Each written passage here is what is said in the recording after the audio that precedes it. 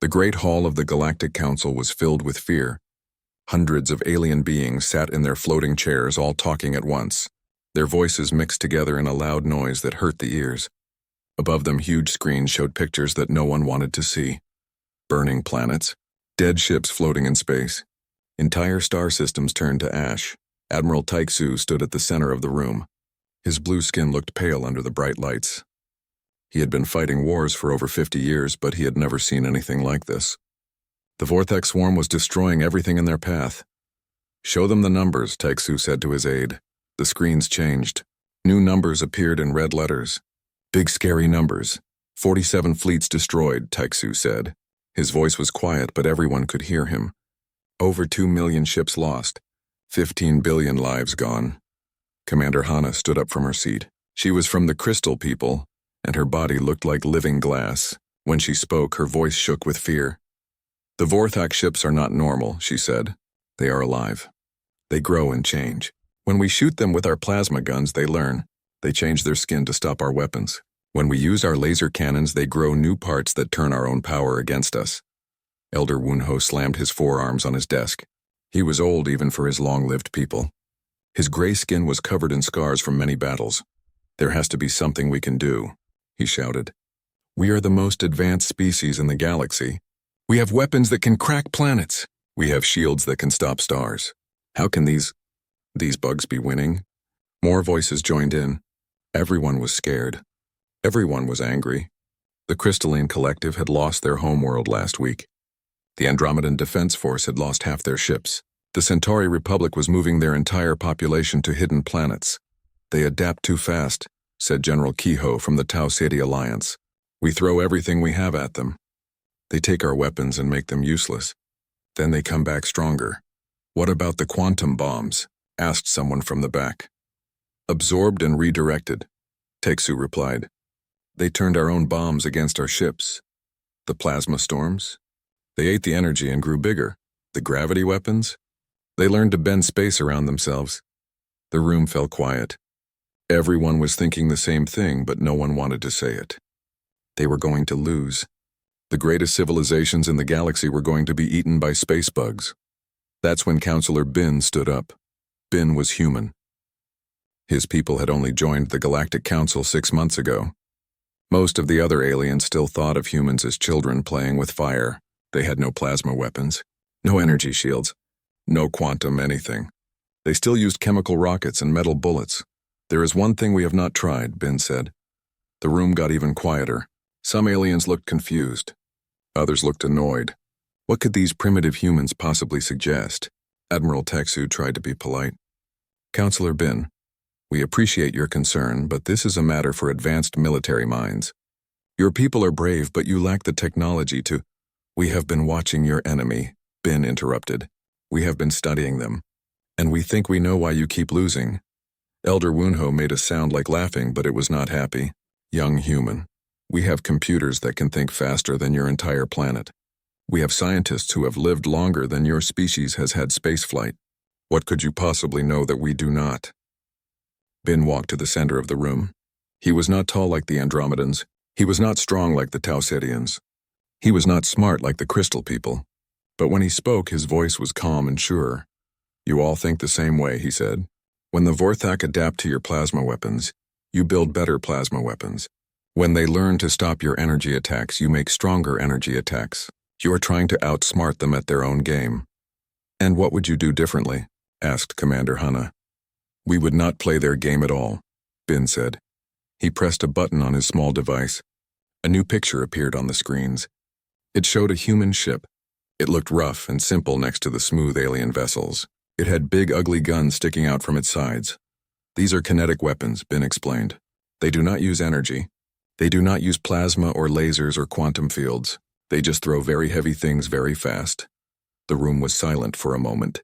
Then someone started laughing. Soon half the room was laughing. "Kinetic weapons?" Elder Wunho gasped between laughs. "You want to throw rocks at them?" "Metal rocks," Bin said. "Very big metal rocks. Moving very, very fast." Admiral Taixu shook his head. "Counselor, kinetic weapons are what primitive species use when they first leave their planets. We stopped using such crude methods thousands of years ago. Because you found better ways, Ben agreed. But the Vorthak have never faced kinetic weapons. They have spent all their time learning to stop energy attacks. Their bodies are built to absorb and redirect power, but they have never had to deal with simple old-fashioned force. Commander Hana leaned forward in her chair. Even if that were true, human kinetic weapons are too slow. Too weak. The Vorthak ships are huge. Your little metal bullets would not even scratch them. Ben smiled. Who said anything about little bullets? He pressed another button. A new picture appeared.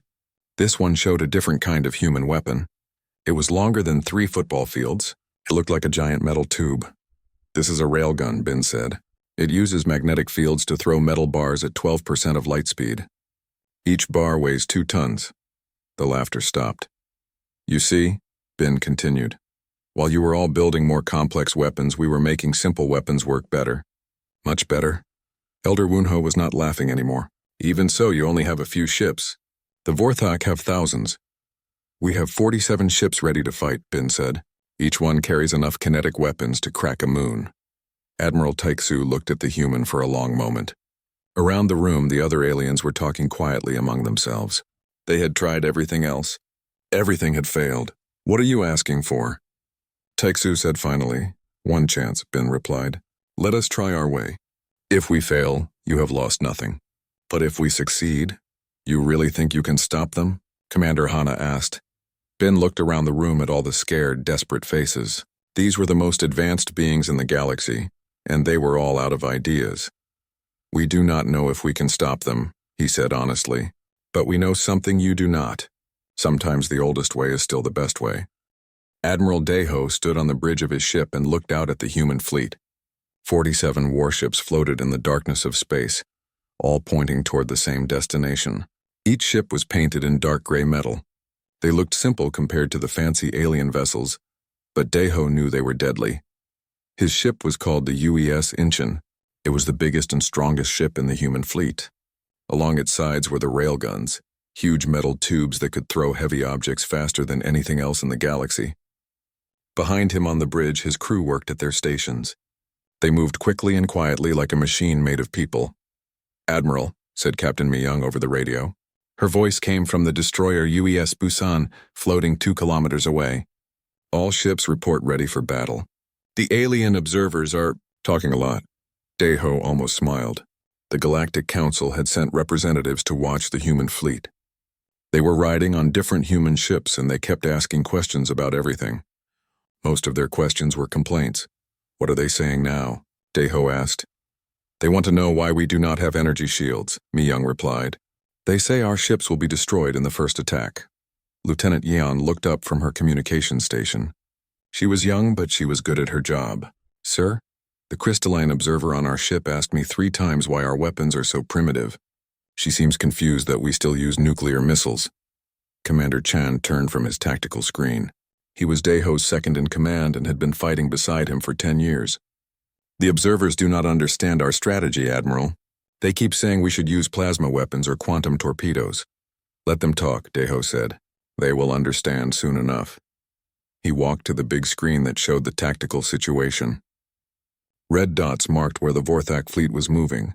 They were coming fast, eating everything in their path. Behind them was nothing but empty space and dead worlds. Show me the intelligence reports, Deho ordered. Chan pressed some buttons, and new information appeared on the screen. Pictures of Vorthak ships filled the display. They looked like giant insects made of metal and flesh. Their hulls moved and breathed like living things. Weapons grew from their sides like arms and tentacles. The enemy ships are biological, Chan explained, reading from his notes. They grow and adapt during battle. When the Andromedans hit them with plasma cannons, the Vorthak grew new skin that absorbed the plasma. When the Crystal people used laser weapons, the Vorthak developed mirrors that reflected the lasers back. What about their armor? Asked Deho. It changes based on what attacks it, Chan replied. The aliens call it adaptive armor. It learns from each hit and becomes immune to that type of weapon. Deho nodded. This was what made the Vorthak so dangerous. They were like a learning machine that got stronger every time someone fought them, but they had one weakness. They had only fought energy weapons. Sir, said Lieutenant Yan from her station, we are getting a message from Earth Command. Put it through. The screen changed to show General Sojin. She was sitting in the command center on Earth, surrounded by more screens and blinking lights. Her face looked serious. "Admiral," she said, "the Vorthak have broken through the Rigel defense line. They destroyed the entire Third Fleet in less than an hour. They are heading straight for the core worlds now." Deho felt his stomach tighten. The core worlds were where billions of aliens lived. If the Vorthak reached them, the death count would be terrible. "How long do we have?" he asked. 6 hours, General Sojin replied. "Maybe less. The Council is evacuating as many people as they can, but most will not escape in time." "Understood. We are moving to intercept." "Admiral," General Sojin said, her voice softer now. "The whole galaxy is watching. If we fail, we will not fail," Deho said firmly. "Earth's children do not run from a fight." The screen went dark. Around the bridge, the crew continued their work. But Deho could feel the tension in the air. Everyone knew what was at stake. "All ships," Deho announced over the fleet communication system. "This is Admiral Deho. In 1 hour, we will face an enemy that has destroyed every fleet sent against it. The aliens think we are too primitive to win. They think our weapons are too simple. They are wrong." He paused, looking around his bridge at the faces of his crew. They were scared, but they were ready. "The Vorthak have learned to stop every advanced weapon in the galaxy," he continued. "But they have never faced what we bring to battle. They have never felt the power of simple force applied with human precision. Today we remind the universe that sometimes the old ways are the best ways." Captain Mi Young's voice came over the radio from the Busan. "Sir, all ships report ready for FTL jump." "Navigation," Deho called to Lieutenant Jin at the helm. "Plot a course for the Kepler Nebula. That is where we will meet them." "Course plotted, sir." "Weapons," Deho said to Commander Chan. "Load all railguns with depleted uranium slugs. Prepare nuclear missile batteries for full spread launch." "Weapons ready, Admiral." Deho took a deep breath. Around him the bridge hummed with quiet activity. These were good people trained for this moment. They represented the best of humanity, practical, determined, and absolutely deadly when threatened. "All ships," he announced. "Jump." The stars stretched into lines as the human fleet entered faster than light travel. They were heading toward the biggest battle in galactic history. The enemy had more ships, better technology, and weapons that adapted to any attack. But the humans had something the Vorthak had never encountered. The simple, brutal effectiveness of kinetic energy applied with scientific precision. They were bringing bullets to an energy fight, and they were going to win. On every human ship, crews made final preparations. Railgun capacitors charged to full power. Nuclear warheads armed themselves. Kinetic penetrator rounds slid into firing chambers. The alien observers watched in confusion as the humans prepared weapons that seemed impossibly primitive. They did not understand that sometimes the most advanced solution was to hit your enemy with something very heavy, very fast and very hard. In 30 minutes, the human fleet would drop out of FTL space directly in front of the Vorthak swarm. The aliens would learn what humanity meant by overwhelming firepower, and the galaxy would discover that Earth's children fought their wars with physics, not fancy technology. The Vorthak swarm moved through space like a living nightmare. Thousands of bioships floated in perfect formation, their hulls pulsing with strange lights. Each ship was alive, breathing and growing as it traveled. Some were small, like fighters made of bone and metal. Others were huge, stretching for kilometers and covered in weapon growths that twitched and moved. At the center of the swarm was the Hive Mother. It was the biggest ship anyone had ever seen, 50 kilometers long and 20 kilometers wide. Its surface moved like skin, constantly changing and adapting. Hundreds of smaller ships had grown directly from its sides, like fruit on a tree. Inside the Hive Mother, the Alpha Form received reports from its children. The Alpha Form was the brain of the swarm, a creature that had lived for thousands of years and consumed hundreds of worlds. It had started as something small, but now it was the size of a building, connected to its ship by tubes and wires. "The prey fleets run before us," reported one of the submines. "The core worlds prepare to evacuate. Victory approaches." The Alpha Form felt satisfaction flow through its massive body. These galaxy dwellers had been easy to defeat. Their weapons were powerful but predictable. Energy weapons, plasma cannons, quantum torpedoes. All of them became useless once the swarm learned their patterns. "New ships approach," another submind reported. "Small fleet. Unknown configuration. The Alpha form focused its attention on the sensor data. 47 ships had just appeared at the edge of the system. They were small compared to the swarm, and their design was strange. Angular and simple, like boxes made of metal. No smooth curves or organic shapes. No energy signatures that suggested advanced weapons. Primitive technology, the Alpha form decided. Easily consumed, but something felt wrong. The movement patterns of these new ships were different. They flew in tight formations with perfect precision. No wasted motion. No fancy maneuvers. They moved like tools designed for a single purpose. Admiral Deho watched the Vorthak swarm on his main screen and felt his breath catch in his throat.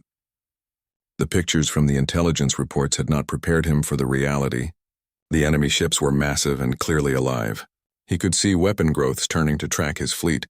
The hulls pulsed with veins of light that looked like blood vessels. "Contact in 3 minutes," reported Commander Chan from his tactical station. "All ships, battle formation," Deho ordered. 2 lines staggered approach. Heavy ships in front, destroyers and cruisers behind. The human fleet arranged itself with military precision. The big ships like the Incheon moved to the front, their railguns aimed at the enemy. Behind them, the smaller ships prepared their missile batteries and kinetic weapons. Lieutenant Yeon looked up from her communications station. "Sir, we are receiving a transmission from the enemy." "Put it through." The main screen changed. Instead of showing the swarm, it now showed the inside of the hive mother. The Alpha form filled the screen. A massive creature that looked like a cross between an octopus and a computer. Its voice came through the translators as a deep rumbling sound. "Unknown vessels," the Alpha form said.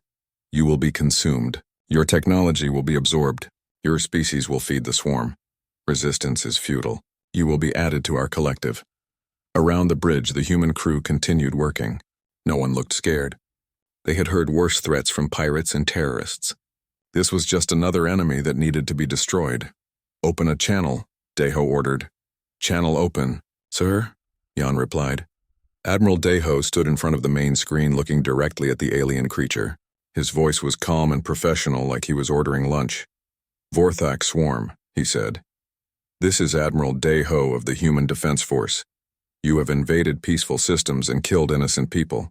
You have one opportunity to withdraw from this system and return to your own space. You will not receive another warning." The Alpha form made a sound that might have been laughter. "You threaten us? You are insects compared to the swarm. We have consumed fleets 1,000 times your size.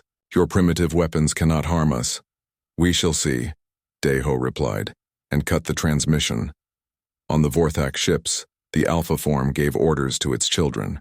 The swarm began to move, accelerating toward the human fleet. Bioships spread out in attack formation, their weapon growths already beginning to change and adapt. The Alpha form had fought the energy weapons of the galaxy for years. It knew how to absorb plasma beams and redirect laser fire.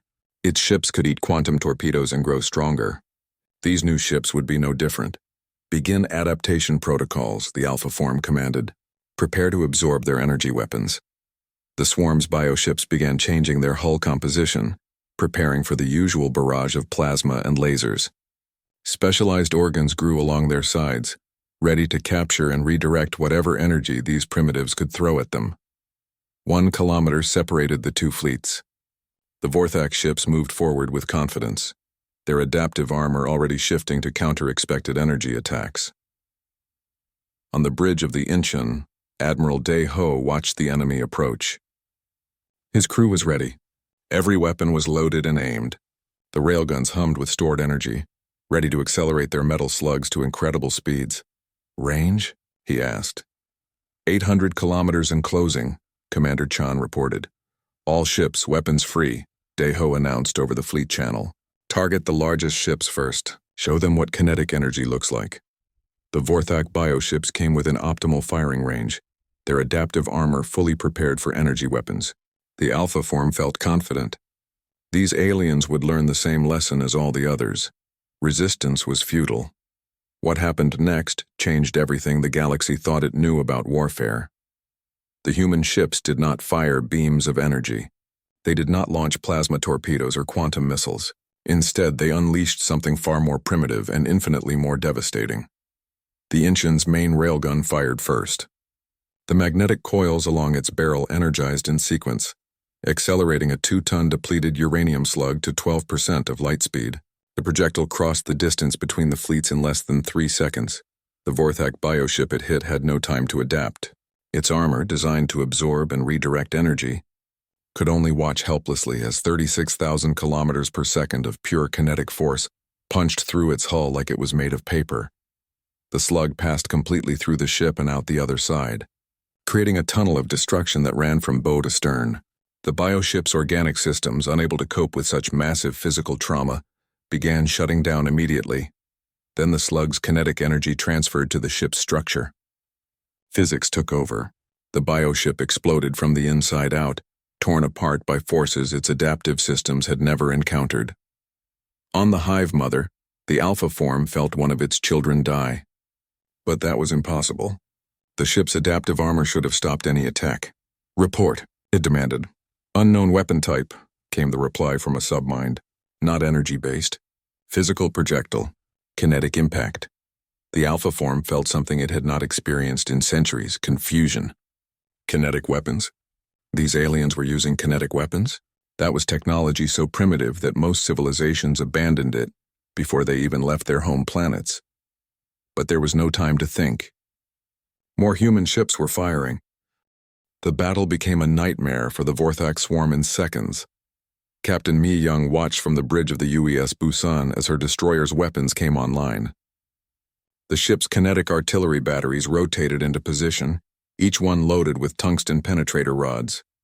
These were not fancy weapons, just metal poles the size of telephone posts, accelerated to incredible speeds by magnetic rails. "Target the biocruiser on our starboard side," she ordered her weapons officer. "Target locked. Captain."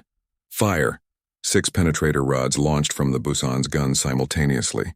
They streaked across space like silver arrows, each one moving at 8% of light speed. The Vorthak biocruiser tried to turn away, but kinetic weapons do not care about maneuvers. The first rod hit the ship's front section and punched straight through. The second and third rods followed the same path, widening the hole. The fourth rod struck the ship's power core, and the fifth and sixth rods completed the destruction. The biocruiser came apart like a broken toy. Its organic systems, designed to heal from energy damage, had no way to repair such massive physical trauma. Pieces of the ship drifted away in all directions, trailing green biofluid into space. "Direct hit," reported the weapons officer. "Target destroyed." All across the human fleet, similar scenes played out. The heavy cruiser UES Seoul unleashed its missile batteries, but these were not the quantum torpedoes or plasma missiles used by other species. They were simple nuclear warheads riding on fusion engines, weapons that humanity had perfected centuries ago. The nuclear missiles flew toward their targets in tight formations. The Vorthak bioships, having never encountered such primitive explosive technology, had no adaptations ready. Their hulls were designed to absorb directed energy, not survive the raw, brutal force of nuclear fire. The first missile struck a Vorthak frigate and detonated. Nuclear fusion turned matter into pure energy, in a sphere of destruction that expanded at thousands of kilometers per second. The bioship's adaptive armor tried to absorb the energy, but there was too much, too fast, coming from all directions at once. The frigate vanished in the nuclear fireball. Then the second missile hit another ship, and the third and the fourth. Nuclear flowers bloomed throughout the Vorthak formation, each one erasing a bioship from existence. Commander Jin stood on the bridge of the UES Gwangju and watched his tactical display with amazement. The Vorthak formation was breaking apart. Ships that had seemed invincible were being torn to pieces by humanity's simple weapons. "Sir," called his weapons officer, "the enemy frigates are trying to scatter. Should we pursue?" "Negative," Jin replied. "Focus on the larger ships. Let the destroyers handle the small ones." The Gwangju's main gun was a mass driver, essentially a giant cannon that used magnetic fields to throw metal projectiles. It was not as powerful as the Incheon's railgun, but it was faster firing and more accurate at close range. Jin selected a target, a bioship the size of a city block, its hull covered in weapon growths that were desperately trying to adapt to the kinetic attacks. The creature's armor was shifting and changing, but it did not matter. "You cannot adapt to physics. Fire," Jin ordered. The mass driver launched a depleted uranium shell at 7% of light speed. The shell hit the bioship's center section and transferred all its kinetic energy in a single instant. The ship folded in half around the impact point, its spine broken by forces that no living thing could survive. On the Hive Mother, the Alpha form watched its children die and felt something it had not experienced in millennia: fear. The human weapons made no sense. They were primitive, simple, crude. They used basic physics instead of advanced energy manipulation. But they were devastatingly effective. Adaptation status, the Alpha form demanded. Unable to adapt, came the reply from multiple subminds. Kinetic weapons deliver pure physical force. No energy signatures to absorb. No patterns to learn, just mass and velocity. The Alpha form's massive brain tried to process this information. Its bioships were designed to be the ultimate learning weapons. They could adapt to any attack, counter any strategy, absorb any energy. But these humans were not using energy weapons. They were using the most basic physics possible, making heavy things go very fast. Grow thicker armor, the Alpha form commanded. Insufficient time, replied a submind. Human projectiles arrived too quickly for adaptation. It was true. The bioships needed time to change and grow. But the human weapons moved at significant fractions of light speed. By the time a ship detected an incoming projectile, it had already hit. The Alpha form tried a different approach. Launch fighters! Swarm their ships. Thousands of small bioships erupted from the larger vessels, streaming toward the human fleet like angry insects. These fighters were fast and maneuverable, designed to overwhelm enemy defenses with numbers. But the humans were ready for this too. Admiral Day-Ho watched the enemy fighters approach and smiled grimly. Point defense batteries engage. Every human ship bristled with defensive weapons, rapid-fire railguns, kinetic shotguns, and automated missile systems. These weapons had been designed to stop incoming missiles and projectiles, but they worked just as well against living targets. The point defense systems opened fire, filling space with a wall of metal projectiles. The Vorthak fighters flew straight into this barrier at high speed. The results were predictable. Hundreds of small bioships were torn apart by the defensive fire. Some fighters made it through, but they found that attacking human ships was different from attacking the vessels of other species. Human ships had thick armor and redundant systems. They were built to take damage and keep fighting. The fighters that reached the human fleet found themselves facing close-range weapons that had no energy signatures to adapt to. Shotgun blasts of metal pellets and rapid-fire kinetic rounds shredded them before they could adapt. Fighter attack repelled, reported Commander Chan. Minimal damage to our ships. Admiral Day-Ho nodded. The battle was going exactly as planned. The Vorthak had adapted to fight against energy weapons, but they had no answer for simple kinetic force applied with human precision. All ships continue firing, he ordered. Target the Hive Mother. The human fleet concentrated its fire on the massive command ship. Railgun slugs and kinetic penetrators hammered its hull, each impact creating massive holes that the bioship's healing systems could not repair fast enough. The Hive Mother tried to fight back, launching energy weapons at the human ships. Plasma beams and bioelectric discharges lanced out toward the fleet. But human ships were not designed to absorb energy like the vessels of other species. They were designed to avoid or deflect attacks. The human ships maneuvered with practiced precision, using their engines and armor to minimize damage from the energy weapons. Their simple, robust construction meant they could take hits that would cripple more advanced vessels. Meanwhile, the human weapons continued their devastating work. Nuclear missiles found gaps in the Hive Mother's defenses and detonated inside its hull. Railgun slugs punched through its thickest armor. Kinetic penetrators created tunnels of destruction that ran through multiple decks. The Alpha form felt its ship dying around it. Its children were being destroyed faster than it could replace them. For the first time in its long existence, it was losing a battle. Retreat, it commanded. All ships withdraw. But it was too late. The human weapons had broken the swarm's formation and morale. Bioships that had never known defeat were running in panic. The creatures that had terrorized the galaxy were learning what it felt like to be prey, and the humans were not finished with them yet. The aftermath of the battle was almost quiet compared to the violence that had come before. Admiral Day-Ho stood in the observation deck of the UES Incheon, looking out at the wreckage that floated in space around them. Pieces of Vorthak bioships drifted past his window. chunks of organic metal and alien technology that had once been the most feared weapons in the galaxy. The great Hive mothership hung motionless in the distance, its hull broken in dozens of places. Nuclear fire had burned through its bioarmor. Railgun slugs had punched holes big enough to fly a shuttle through. The creature that had commanded it was either dead or dying.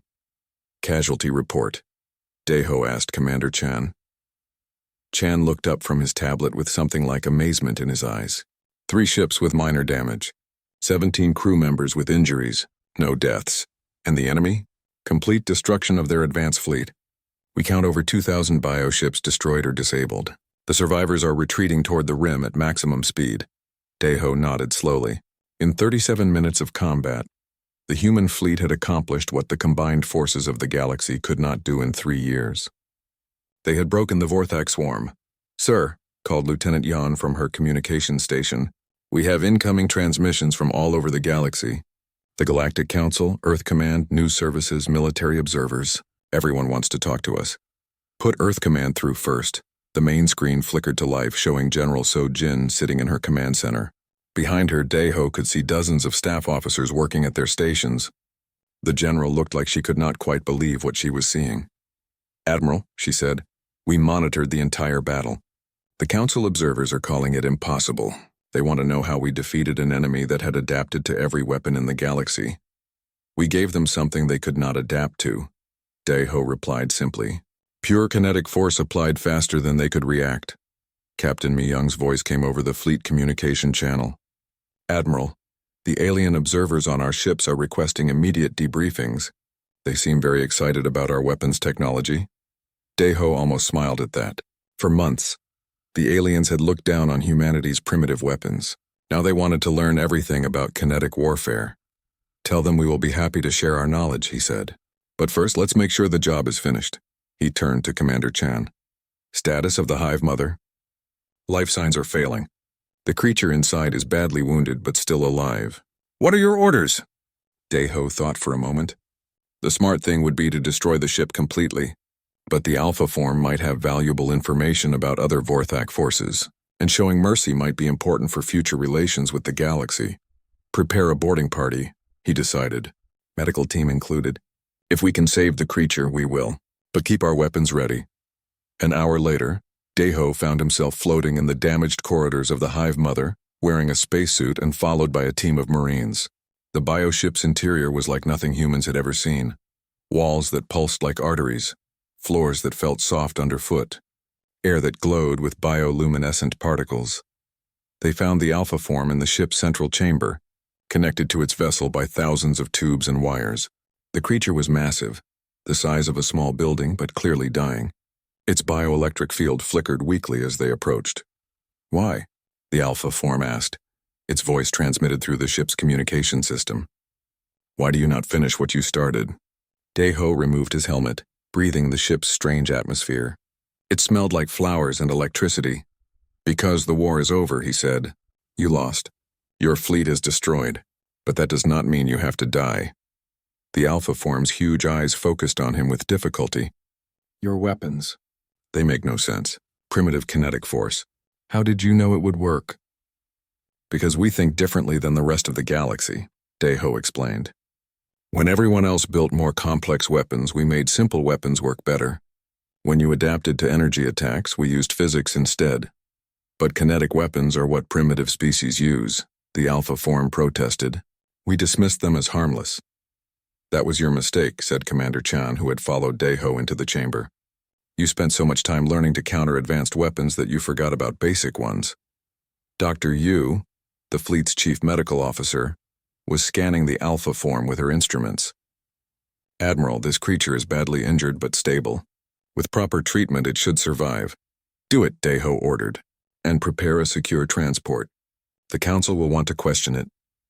3 days later, Admiral Daeho stood before the Galactic Council once again, but this time the mood was very different. Instead of fear and desperation, the Great Hall buzzed with excitement and curiosity. The alien representatives could not stop asking questions about human weapons technology.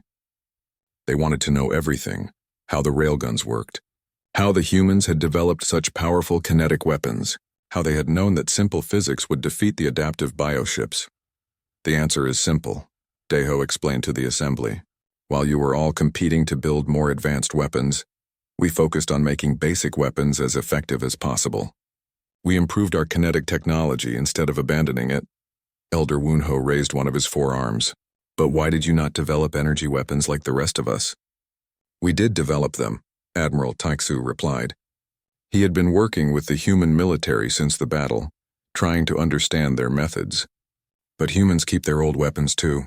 They do not throw away something that works just because they found something newer. Counselor Bin stood up from his seat. My people believe in using the right tool for the right job. Sometimes the right tool is a plasma cannon. Sometimes it is a nuclear missile. And sometimes it is just a very heavy object moving very fast. Commander Hana, her crystal body reflecting the chamber's lights, spoke next. The humans have taught us something important. We became so focused on complexity that we forgot about simplicity, so obsessed with adaptation that we ignored overwhelming force. The debate continued for hours, but Deho's mind was already moving ahead. The Vorthak threat was ended, but there would be other threats in the future. Other enemies who thought they could conquer the galaxy. They would learn the same lesson that the Vorthak had learned, that humanity fought its wars with physics, determination, and the absolute refusal to give up. They would discover that sometimes the most advanced strategy was to hit your enemy with something very heavy, very fast, and very hard. As the council session ended, Deho received a message from Earth. The government was promoting him to Fleet Admiral and giving him command of an expanded human space force. There was talk of building new ships, developing better kinetic weapons, and sharing human military doctrine with allied species. But the most important thing had already been accomplished. The galaxy now knew that Earth's children were not primitive savages playing with simple weapons. They were the inheritors of a military tradition that valued effectiveness over elegance, physics over fancy technology, and overwhelming force over complex tactics. The humans had reminded the universe of an ancient truth, that sometimes the oldest ways were still the best ways, and that in a galaxy full of energy weapons and quantum technology, there was still nothing quite as effective as making something very heavy go very fast in the direction of your enemy. The Vorthak swarm was broken, the galaxy was safe, and humanity had earned its place among the stars not through advanced technology, but through the simple, brutal application of physics and the willingness to do whatever it took to protect the innocent. It was, Admiral Deho reflected, a very human way to win a war.